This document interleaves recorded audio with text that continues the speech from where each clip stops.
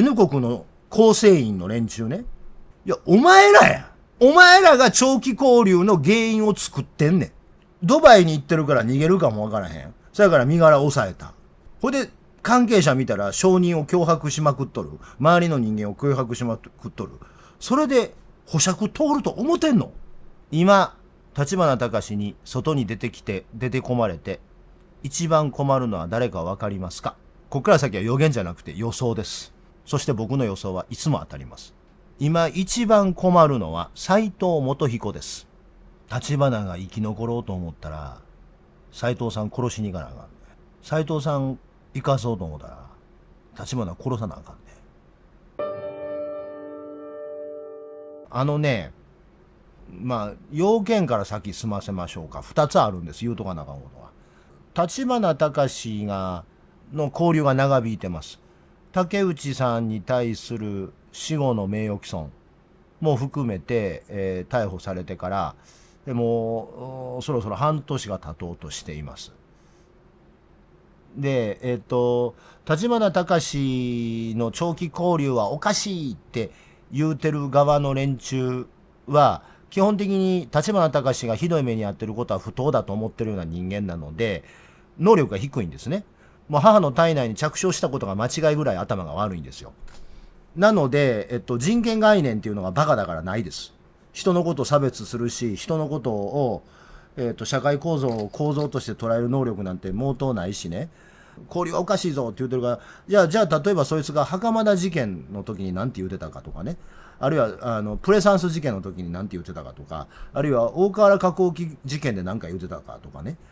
いう話の中で、何も言うてない連中なわけですよ。で、立花だけ長期拘留おかしい言うてるわけ。そういうのをね、公開オナニーって言うんですよ。何の価値もない。でね、でもそいつらはね、左翼は立花隆の長期拘留に何か言わないのかって言うけど、左翼がなぜ何も言わないかっていうと、長期拘留ではあるが、左翼が騒ぎ出す他の長期拘留っていうのは、1年とか2年とか3年とか4年経ってからなんですよ。なぜかというとね、ええか悪いかは別として、それがええか悪いか、左翼は決して悪いとはええとは言うてないけれども、日本は、あまりにも長期拘留が常態化していてて、半年ぐらいではほんまの長期拘留とは言えないというのがまず一つ。それはええか悪いかは別としてですよ。良くないことですよ、むしろね。ええか悪いかは別として、ええか悪いかって悪いことなんですけども、半年ぐらいの交流というのはね、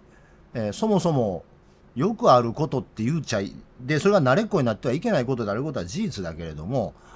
あることです。で、立花隆が半年交留されていることが異常だって言って騒げてるんやったら、これからね、ありとあらゆることに騒がなきゃいけないですよ。沖縄の運動とか、こんなんザラです。良くないことですよ。良くないことですけど、こんなのザラです。有名な事件やったら、東京オリンピックの安倍さん、安倍晋三の周りの疑国事件で角川の社長とか1年とか走ったもんね。だから、ええか悪いかは悪いことですけど、ぬるいこと、半年でガタガタ騒いでるとぬるいです。で、ぬるいんやけど、ぬるいことでガタガタ騒ってそこまで人権意識が高いんやったら、お前らこれから長期交留全部問題にせよ。いや、そういうことになんねんて。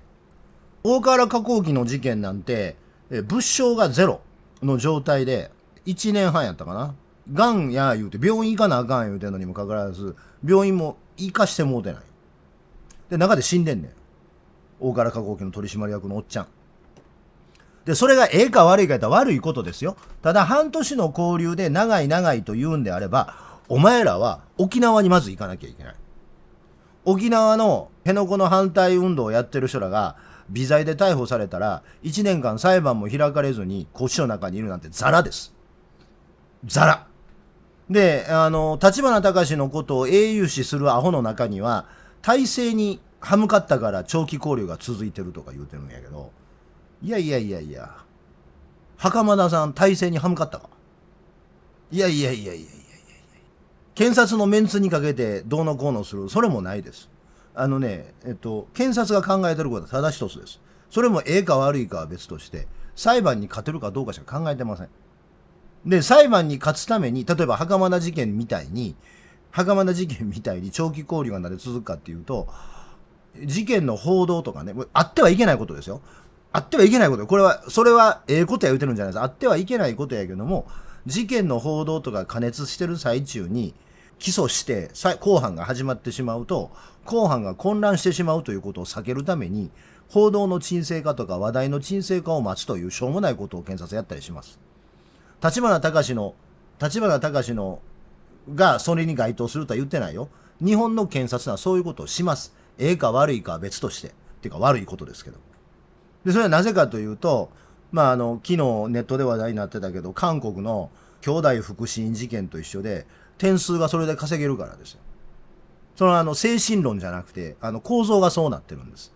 日本人の悪い癖でね、すぐ心の闇とかね、心の動きで話をするんですけど、心なんて何の価値もないですから。問題は構造なだけですから。要は人事効果が裁判で勝ったか負けたかだけでやられる組織では、それは全ての人が裁判に勝つために万全を期すでしょうよ。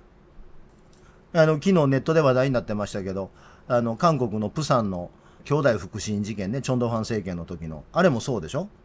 あれもプサンの警察が、兄弟腹心に送る方が、監獄に入れるよりも点数稼げるからみんな無理して、兄弟腹心に入れとったんでしょ。兄弟腹心事件っていうのがあったんです。パクチョンヒ、チョンドファンの軍事政権ってのはむちゃくちゃですから、そういうことがあるんですけど、話は余談ですけどね。兄弟腹心事件というのは、プサンに兄弟腹心という日本で言えば受産施設があったんですよ。で、そこにね、子供たちがどんどん収容されて、韓国のアウシュビッツと言われるような収容所になってしまったんだよ。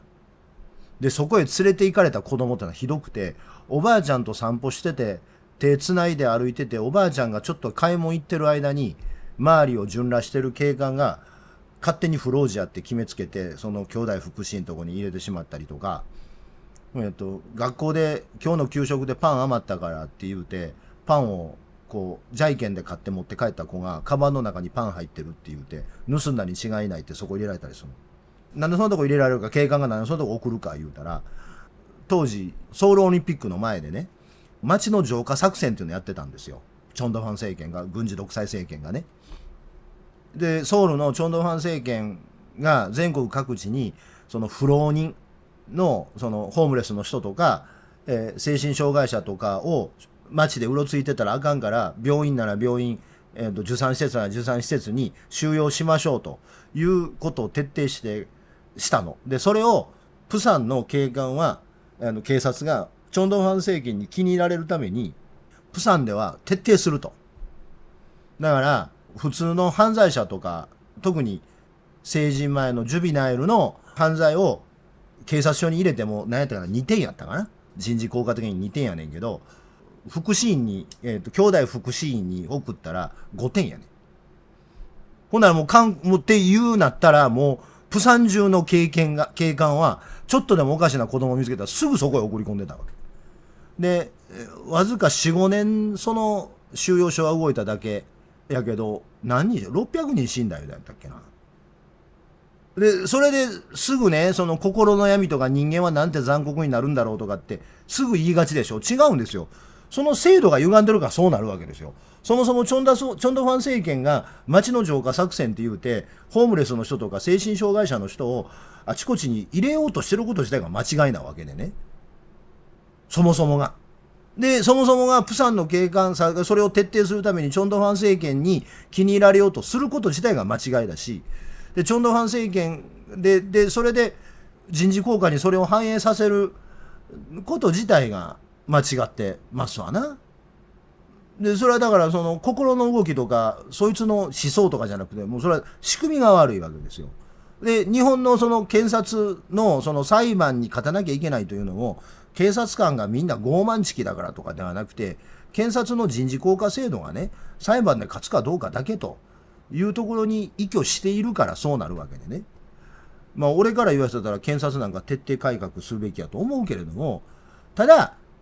今、長期拘留が常態化しているのは、検察の目線から見れば、公判での検察の勝利を万全なからしむるために、あらゆる手段を尽くすための時間を稼ぐという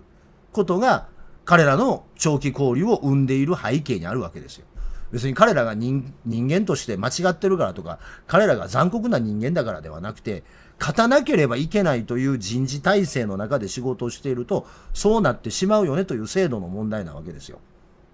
だから捉えるべきなのは構造の話であってね。じゃあ構造の話として、立花隆という人間が何を言っていたか何をやっていたかということを取り除いて、立花隆が逮捕され勾留に至ることを考えてみると、ある種当然なんですよ。まず決定的なのはね、ドバイに行ってしもてんのよ。ほんでね、これ他の人がね、なんか捜査されてる最中にドバイ行ったらまだマシやけど、2019年の参議院選挙でガーシーが当選した後、ガーシーどうなったよ。2019年じゃないや。2022年だ。2020年ので、ガーシードバイに行ったまま、国会議員に当選していたのにもかかわらず、日本に帰ってこず。で、それはね、立花隆がどう説明してるかどうかは別として、世間一般の人にガーシーは N 国の候補者であり、N 国で参議院議員になってるわけでしょ。上司は立花隆やん。立花隆の管理監督のもとドバイに行ったやつがいて、そいつが捜査の妨害をするかのように帰ってこいと言われて、国会の参議院の議長の手紙まで無視して帰ってこないようなやつが、部下にいるやつが、同じくドバイに行ったら警察はどう思うよ。と思うとね、死後の名誉毀損とかで、これはね、ロジックとしてはパッと見ね、あれかもわかりませんよ。死後の名誉毀損でね、証拠隠滅ってどうやってすんねんって言うけど、逮捕、勾留の条件っていうのがあって、逃亡の恐れがあること、罪証隠滅の恐れがあること、で、それから共同防御すること。この3つが逮捕の要件なんですよ。逃亡の恐れありと思われるや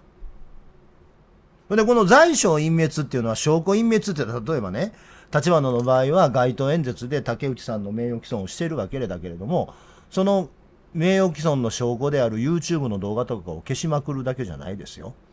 証拠隠滅の中には、証拠の中には物的証拠と証人も証拠なんですよ。で、立花隆がこれまでやってきたことを考えてみ。証拠隠滅の概念の中には物的証拠を消すとか改ざんするだけではなくて、証人を脅して証言させなくするということも含まれてるんです。で、立花隆外へ出したらそうされるかもわからない。あいつそんなことばっかりしてるやん。で、しかもですよ、浜田聡とか N 国の構成員の連中ね、何してるよ。未だにいろんなやつ脅迫してるやん。てか、そんなことしかせえへんやん。浜田にしても、戸塚にしても、それから裁判弱尾にしても、誰にしても N 国構成員及び関係者は、そんなことしかせえへんやん。で、そいつらが、検察から見たら、うわ、いった、あった、いった。こいつら証人を脅迫しとるやんってことをやりながら、立花さんの長期交流は不当だ言うてんの。いや、お前らや。お前らが長期交流の原因を作ってんねん。ドバイに行ってるから逃げるかもわからへん。そやから身柄を抑えた。ほいで、関係者見たら証人を脅迫しまくっとる。周りの人間を脅迫しまくっとる。それで保釈通ると思ってんの？なあ。それ何してんのそれ。立花の首絞めてんねんで、みんなで。立花の首絞めて、周りの人間殴りまくって、おかしい、不当だ、長期交留だ、言うてんねんで。一生入れられるわ、そんなことしとったら。何してんの？で、今日、なんか黒川あれやろ、検察の前でわー言うとんねやろ。アホなんちゃう？で、こっから先ね、あんたら警察と検察を舐めすぎてんですよ。ひょっとしたらね、俺はこんなこと言いながらやけども、こんなこと言いながら、ひょっとしたらね、外に出してくるかもわからんと思ってんね。あの案件とか、この案件とか、刑務所入ってる方が楽やいう人を周りにぎょうさんいてはるってことを警察も気づいてるやろしな、というのは、ちょっとはある、俺の中で。それはある。理想論を言うと、それでも、アメリカみたいに金積んだら保釈できるっていう、そういうのにした方がええんですよ。ほんまは。どんな悪いやつでも金さえ積んだら出ていくと。で、その金を置いたのは、身柄を戻さへんかったら金が返ってけえへんという、その重みがあるから金で外に出るという制度にした方が全然ええと思うんだけど、アメリカみたいに。それではその方がええと思うんやけど、今の日本の制度ではそうなってるからもうしゃあない。それいらんかったら、それ、立花隆うんぬんかんぬんやったら、あんたら左翼と一緒に制度変えなあかん。左翼はその制度を変えようって頑張ってんねんから。ね、ただ今の日本の制度であれば、もうそれは致し方のないことなんですよ。それ一生懸命そんな制度はあかんって言うてやってんの共産党やから、共産党と一緒に活動したらいいんです。でね、ちょっと話あちこち行くけど、ちょっとさっき紹介しましたけど、立花隆の長期交流が続いているのは当然であるっていうのは、僕はええことやとは言うてないですよ。今の日本のシステムで、すなわちそれは左翼が批判してる制度ですけども、今のこのシステムを変更しない限り、立花の長期交流はジューサーにリンゴ入れたらリンゴジュース出てくるみたいに、当然の結果として出てくる答えです。ですがアホどもは、立花さんは体制に歯向かったからこうなってるんだと言うてるわけ。いや、体制に歯向かったんかもしらんけど、ほんならなんで高市政権 N 国と連立組もうとしたんや。N 国の議席と会派一緒に組んだんですよ。自民党と一緒に連立の会派組んでる政党が体制に歯向かってんのか。これ何考えてんねん。国会で自民党から出てきた法律に斉藤が反対した事例ゼロやぞ。どこ体制に立てついてんねん。バリバリ体制の犬やんけ。ほんでしかもやで、自分らが NHK 相手の裁判に負け続けた結果、NHK が受信料を徴収するということがどんどん強力になってきて、自分たちこれ以上裁判負けたくないから言うて N 国今受信料払いましょう言うて歩いてんねんで。コールセンター電話かけたら払った方がいいですガチャンで電話切んねんで。どこで喧嘩してんねん。あれやで、ぶっ壊す言うてるけど、もうコールセンター、いや、そんなに払いたくなかったらテレビ壊しとればいいですよ、言うて。お前、テレビを壊す党になってるやんけ。ぶっ壊すって NHK じゃん、テレビやん。何してんの。ほんで、裁判 NHK に立花がなんか YouTube できて、僕は NHK と戦います言うたら裁判全部負けてんねん。で、全部負けた結果、判例ができて、今までグレーゾーンになってたところ、白黒はっきり裁判でつけてしもたから NHK、こんなやったらこれからこのやり方で金取りますって、今まで以上に金取っとんねん NHK。立花が余計な裁判した結果、車のナビについてるテレビでからも NHK 金取る言うてんねんで。いらんことするさかい。今もうパトカーから救急車から消防車から全部立花になった裁判のせいで金取られてんねんで。これ NHK から国民を守る党ちゃうやん。NHK を国民から守る党になってるやんけ。全部逆やねん。何をしてんの。もう NHK の代理人やん。もうある意味 NHK 党ですよ。創価学会が公明党よりも分かりやすいみたいな話になってる。ほんまのアホやねんて。だからもうどうしようもないのよ。だからと思った瞬間で、人生の中で2秒でも立花隆をと思った段階で、その人はもう社会に二度と出てきてはいけない人なんです。ですか。長期交流が不当かどうかというと、立花の長期交流が不当なだけではなくて、長期交流一般が全部不当です。拘置所を監獄の代用に使うことは良くないです。それは良くないです。それは立花の件だけで良くないんだけど、全ての件で良くないです。で、立花のことと思ってる人は、長期交流がひどすぎる言うてるけど、問われているのは左翼はなぜ黙ってるのかって言うてくるけど、問われるのはあなたがなんで他の案件で黙ってるんですかということです。あなたはプレサンスの事件で何か言いましたか。あなたは大河原加工機の事件で何か言いましたか。あなたは袴田事件で何かを言いましたか。あなたは沖縄の活動家が1年も2年も拘置所にいられている現状に何か異を唱えましたかという問いがまず立てられるべきです。人のダブスタを指摘する前に。で、そして冒頭申し上げたように、長期交流はどの案件でもよろしくないことだけれども、今の制度では立花がやったことは長期交流が1年2年に長引いても別に不思議でも何でもないということです。ことではないけども不思議ではない。ことではないけど不思議なことではなくて、むしろ当然今の制度を是認するんであればね。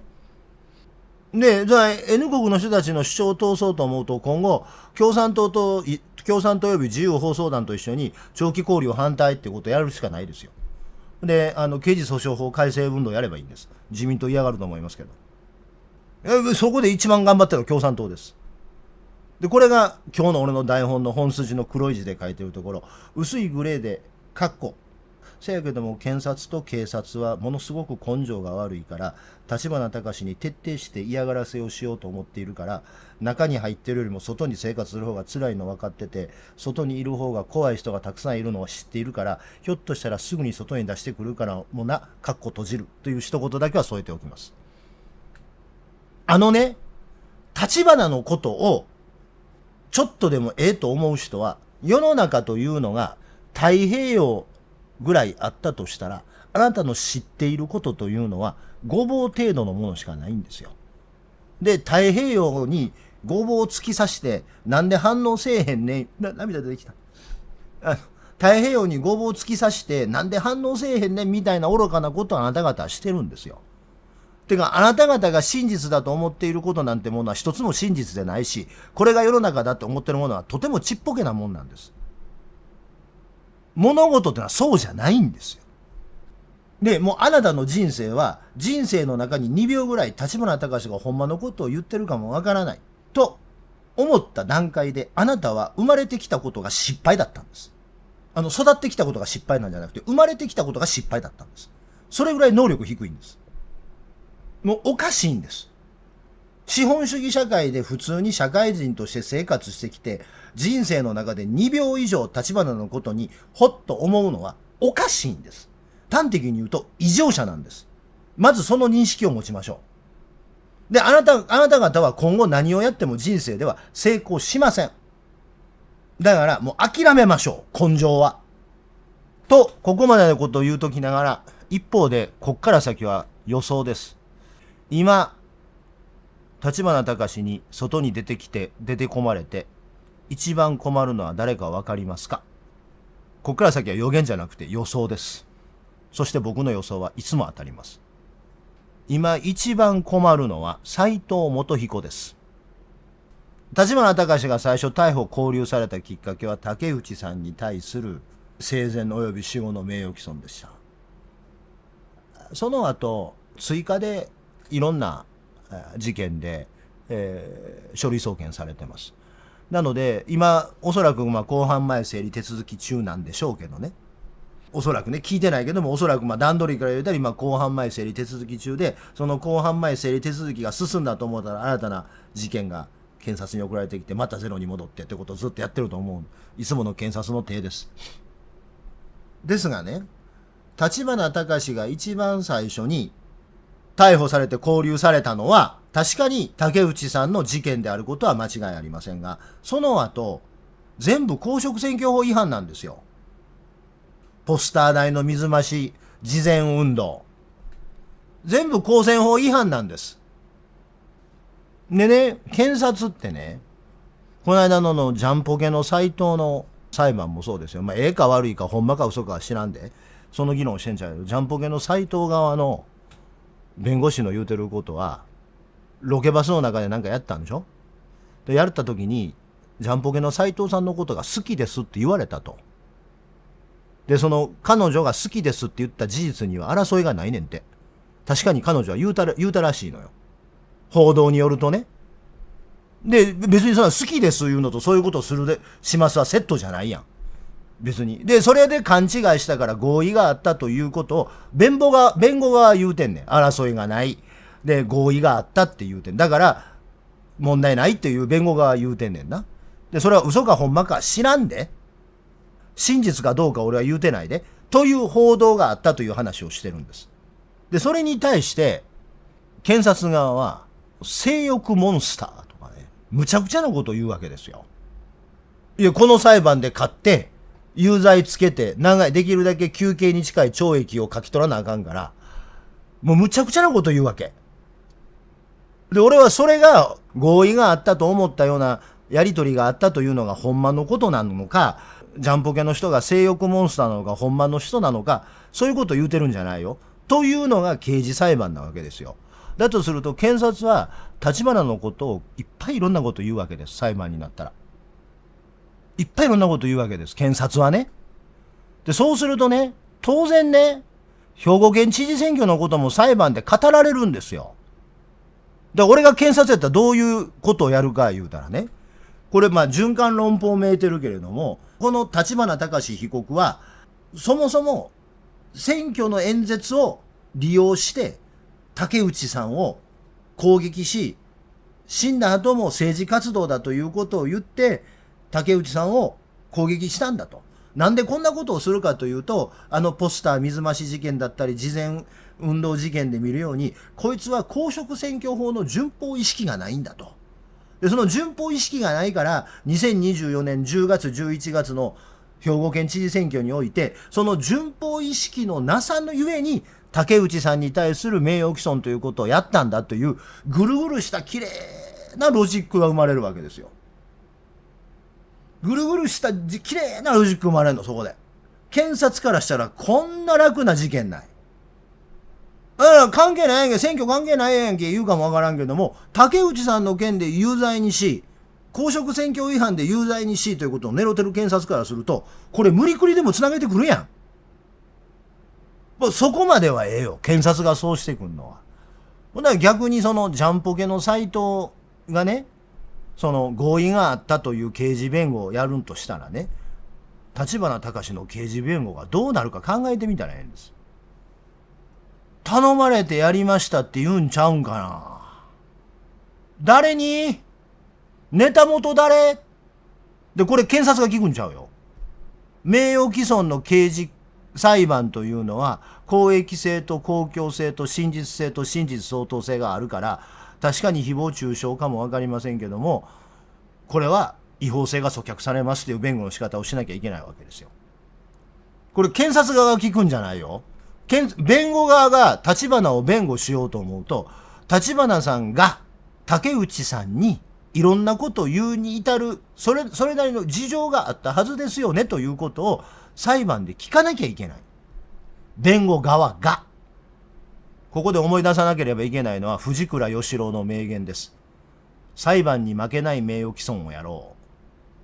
う。裁判に負けない名誉毀損とはどういうことかというと、確かにその発言、その記述内容、その言葉はその対象の人の名誉を毀損し、その人の社会的評価を低下させている。しかしその内容は真実だし、真実に信じる証拠があるし、公共の利益にかなってるし、公益性があるという4つの条件があったら、名誉毀損でも罪に問われませんというのが名誉毀損の考え方です。だから名誉毀損があかんなんて法律はないんですよ。真実性と真実相当性と公共性と公益性があったら名誉毀損なんかなんぼしてもええわけ。だとすると、立花隆から言うと、公共性と公益性は県会議員やから公共性と公益性があるやないか。残すは真実性と真実相当性ですよ。この人からこんなネタもろだからほんまやと思いましたって言うしかないんです。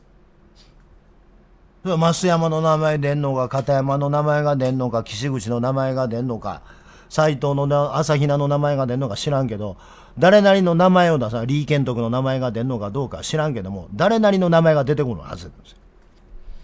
もっぺん問うわ。NHK から国民を守る党、違うな。NHK を国民から守る党の支持者の皆さん。立花さん、外出てきた方がええか？その方がええか？落ち着いて考えた方がええと思いますね。立花が生き残ろうと思ったら、斎藤さん殺しに行かなあかんね。斎藤さん生かそうと思ったら、立花殺さなあかんね。あなた方がトロッコのレバーを持ってはりますね。どっちへ引きなはる？座んなはれ。じゃん負けにするか。ということです。どうすんのか知りませんけども、あんたらいっぺんよう考えなはった方がよろしいと思いますせ。別件ですけども、斎藤さんがいかに邪悪な人間かということを添えて N 国の皆さんの判断材料のためとして送っ斎藤さんの邪悪さ、極めてこの男は邪悪だなと思ったんですが、これ俺の予想当たるから絶対。昨日関西テレビがこんな報道をしてました。例の、令和2年の予算における陽泉祭の井戸さんの不法帳簿処理に関して、なんか検討会を立ち上げて OB とか県庁 OB とか井戸さんから話を聞く言うてるんですよ。で、これ、田舎の人が聞いたら、ああ、斎藤さん頑張ってはるって話なんやねんけど、まあ、斎藤さん頑張ってはるとこの話で思う人は、だから人生田舎で終わってるんですよ。普通に、ごめん、資本主義の社会で通用して仕事してる人間からしたら、まあ、それはええこっちゃけど、法的根拠は何やねんって話になるんですよ。でもね、他の人の意見聞くんやったらあれやけど、前知事とかね、OB からね、業務として話を聞くってね、法的なハードルいっぱいあるんですよ。だって考えてみ。これね、井戸さん、自分で辞めてるからええで。自分で辞めてるからええで。その一般人から話を聞くよりも難しいんですよ。よう考えてみ。井戸さん自分で辞めてるからええで。せやけど、もっぺん選挙出るって言うて、今の知事がいてて、で、もっぺん選挙で出てて、新しい候補者が出てきて、この新しい候補者が勝って、今の知事は新しい候補者になったとせいさ。で、業務で分からんことがあるからって言うて、役所が選挙で負けた前の知事聞きに行くって、それ、だいぶ気持ち悪ない？それ、ええか悪いかの話は別として、ええ理由で聞きに行くにしろ、悪い理由で聞きに行くにしろ、それ、やったらあかんことでしょ。普段の日常業務の進め方は分からへんようになった前の知事に話聞こうって話になったら、今の知事からしたら何やねんお前、それ前の知事の方がええ言うてんのかって話になるでしょ。選挙何のための選挙やったんって話になるやん。引き継ぎは一体何やったんやって話になるやん。悪い方の話じゃなしにええ方の話を聞きに行くと思ってみ。定年退職した人に、すいません仕事の仕方分からへんのですけど教えてくださいって、それ引き継ぎ何やってんって話になるやん。それなんて言うか言ったら、昔の言葉で陰性って言うんですよ、それ。で、むしろそれはやってはいけないこととされてることなんですよ。だからこういう時に何にするか言ったらね、だからこそ第三者委員会を立てるんですよ。井戸さんがアホなことしたんでしょ？井戸さんがダメだったんでしょ？そしたら、井戸前知事がいかにアホだったかを検証する第三者委員会立ち上げたらええんです。井戸前知事がいかにアホで人否人で人間のクズで、その井戸のせいで兵庫県政の財政がどこまで悪くなったか検証する第三者委員会、イエーイパフパフどんどんどんどんどんやったらええんです。でもそれ兵庫県できひんようになってもうてんねん。第三者委員会出た答えは一つの意見ですって井戸さん言うたら終わりやから。巨大ブーメランとして自分に返ってくるだけの話です。もうね、まあほんま西城秀樹もびっくりですよ。ブーメラン、ブーメラン、ブーメラン、ブーメラン。だからね、元彦もそれ分かっててね、決して今回の検証会のことを、検証会っていうのはなんか、日蓮のなんかカルトみたいになってますけど、総務部にやらせるとか言うてるんですよ。決して第三者委員会って言わない。総務部がヒアリングする。でもね、総務部がそれヒアリングする、総務の人がヒアリングする言うたら、それさっきの元の議論に戻って、そのヒアリングする法的根拠は何やねん。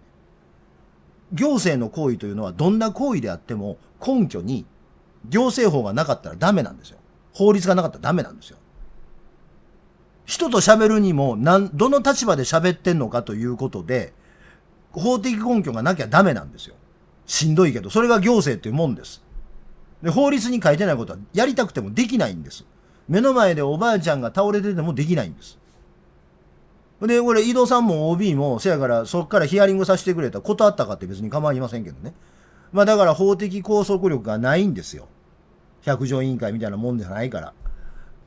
井戸さんと OB の善意に頼らざるを得ない。で、そんなアホなことでドヤ顔してんねん。で、ドヤ顔してて話を聞きに行くにしたとしても、その話に聞きに行こうとする行為そのものに法的根拠がないから、きっと議会からね、このまま行ったらツッコミ入るんですよ。いや、ええよ別に。井戸前知事がアホで間抜けで、脳足りんで、人否人で、とんでもない俗悪な人間だから、兵庫の県政はボロボロになり、記載許可団体になっちゃいそうだから、なんでそうなったかを知る検証委員会、イエーイ、どんどんパフパフパフ、をやったところで、いや、やんなさいよ。が、法的根拠は一体何ですかということを議会から言われるんです。で、そんなことは元彦は分かってるはずで、ただ元彦の最大のポイントは、ずっと言ってるように、元彦の問題点は、田舎者であるということなんですよ。元彦が社会悪であり、この世の中に存在していてはいけない理由は、あいつは田舎者、田舎のクソ弱者だというところなんです。で、田舎のクソ弱者はこういう時何するか言ったら、絶対自作自演します。この予想は絶対当たる。こっから先の予想は絶対当たる。法的根拠がないことをやろうとしてるから、元彦は、法的根拠が喉から手出るほど欲しいんですよ。多分ね、自作自演でね、自分の支持者のケツ書いてね、誰かに電話して、朝比奈の周りのやつか誰か分からへんけど、誰かに貸してね、井戸さんのやった会計処理が県民に損害を与えたからっていう理由の住民監査請求出させると思う。で、この住民監査請求があるから、これに基づいてやりますって言うと思う。絶対やる。田舎者のパターンです。俺田舎出身やから、俺の地元で人生終わってるおっさんおばはんのやり方大体わかる。これだけは俺田舎に生まれてよかったなと思うのは、田舎で人生終わるクソ弱者がどういう考え方をするかようわかる。絶対元彦はそれをやってくる。すでに出てんの。見てみ、俺の言った通りやんけ。絶対そうなんねんて。で、田舎のね、村役場とかでこうようあんねん。で、それがね、受理されるかどうかは別ですよ。パターンです。天理以下。奈良より田舎。まあ、奈良より田舎やったら、夏になったらそうめんしか食われへんねんぞ。